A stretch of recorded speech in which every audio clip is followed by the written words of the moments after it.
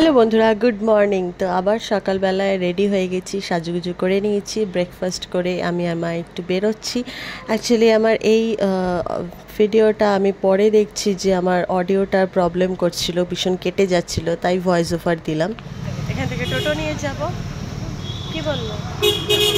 না না, অত না তো। 25 টাকা করে 50 টাকা। একটু হোটেল থেকে বলে দিলাম। হ্যাঁ, অতটা নাই। হোটেলে যাবো তো একটু শুরু রাজবাড়িতে যাচ্ছি। মা দেখো, সবই তো ঘোরা এখানে শান্তিনিকেতনে। শুরুর রাজবাড়িতে এখন খুব বেশি ব্লগে যাইনি কোনোদিন, এবার একটু দেখছি ওখানে এসে দেখতে। এই জন্য ওখানে যাচ্ছি। তো চলো টোটো নিয়ে, তারপর ওখান দিয়ে আবার দেখা হবে, তোমাদেরকেও দেখাবো। আর কেমন লাগছে একটুখানি জানিও আমাকে আর মাকে। চলো। তো টোটো করে নিয়েছি। টোটো নিয়েছিল 30-60 টাকা, আর রিজার্ভ করেই গেছিলাম, যেহেতু ওইখানে একটু টোটো পাওয়াটা মুশকিলের, অনেকটা ভেতরে যেহেতু, ওই জন্য 30-60 টাকায় আপ ডাউন, আর টোটাল 150 দিয়ে।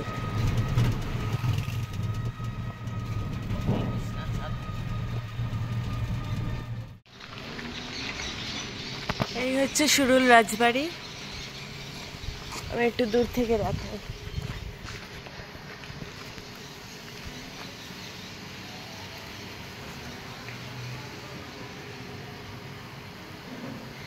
এখানটা দিয়ে এন্ট্রান্স।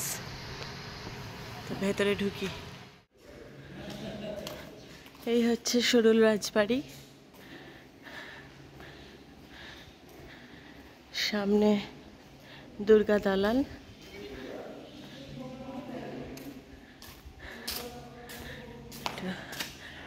দালানে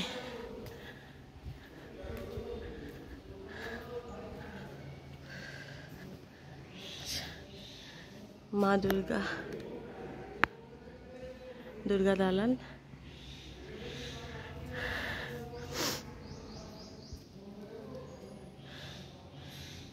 বিশাল বড় রাজবাড়ি। এখানে অনেক সিনেমারও শুটিং হয়েছে। খুব সুন্দর রাজবাড়িটা, আর আমার রাজবাড়ি বরাবরই খুব পছন্দের। কি সুন্দর পুরনো রাজবাড়ি। এখানে দুর্গাপুজোর সময় মা দুর্গাকে কোনো অন্ন ভোগ দেওয়া হয় না, দেওয়া হয় মিষ্টি আর ফল।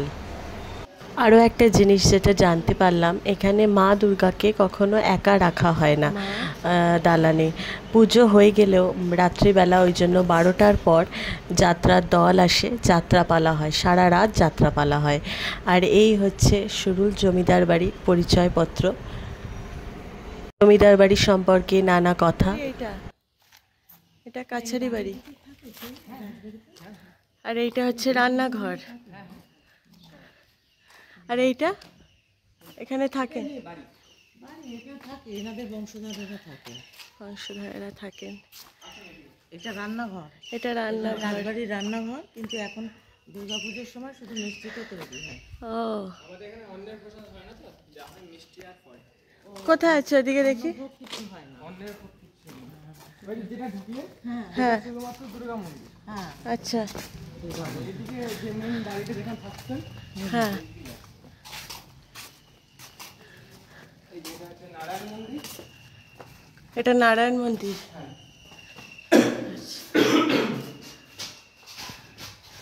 এটা নারায়ণ মন্দির। আর এটা মেন বাড়িটাই। এটা মেন বাড়িটাই। ও, আচ্ছা, মেন রাজবাড়িটা এটা। এখন ভেতরে থাকে, এখন 3-4টে ফ্যামিলি থাকে। হ্যাঁ, এই উপরে থাকে, ওই উপরে 2-3টে ফ্যামিলি থাকে। আর এখান দিয়ে কি, এখান দিয়ে বেরিয়ে যাওয়া নেই? যাওয়া আসার জন্য যাওয়া আসার জন্য এনাদের। এদিক দিয়ে যাতায়াত করে। এদিক দিয়ে যাতায়াত। এটা মেন বাড়ি। এই মেন বিল্ডিং এটাই হচ্ছে মেন বিল্ডিং। এই যে এটা এই ট্রেনটা রূপপুর গ্রাম পঞ্চায়েত। হ্যাঁ হ্যাঁ হ্যাঁ। এখন ওদের সব অভ্যাস হয়ে গেছে। হ্যাঁ, আগেকার দিনে তো চুকির গাছ নিত, যার জন্য এখনো রয়েছে। দুর্গাপূজা ঢুকতে দেয়? দুর্গা মন্দির তো কাকে বাড়ি? হ্যাঁ সেটাই। খুব সুন্দর লাগলো রাজবাড়িটা, অনেক কিছু জানতে পারলাম। আমরা যখন ঢুকেছিলাম 10টার সময় তখনই গেট খুলেছিল, তো তখন ফাঁকা ফাঁকা ছিল, একদমই ফাঁকা ছিল। আর আমরা যখন বেরিয়ে আসছি তখন আস্তে আস্তে ভিড় হচ্ছে, তো চারিদিকটা ঘুরে খুব ভালো লাগলো। তো এখন গেস্ট হাউসের দিকেই যাচ্ছি। তো ভিডিওটা এটুকুই রাখছি, কেমন লাগলো জানিও, ভালো লাগলে লাইক কমেন্ট করো, টাটা।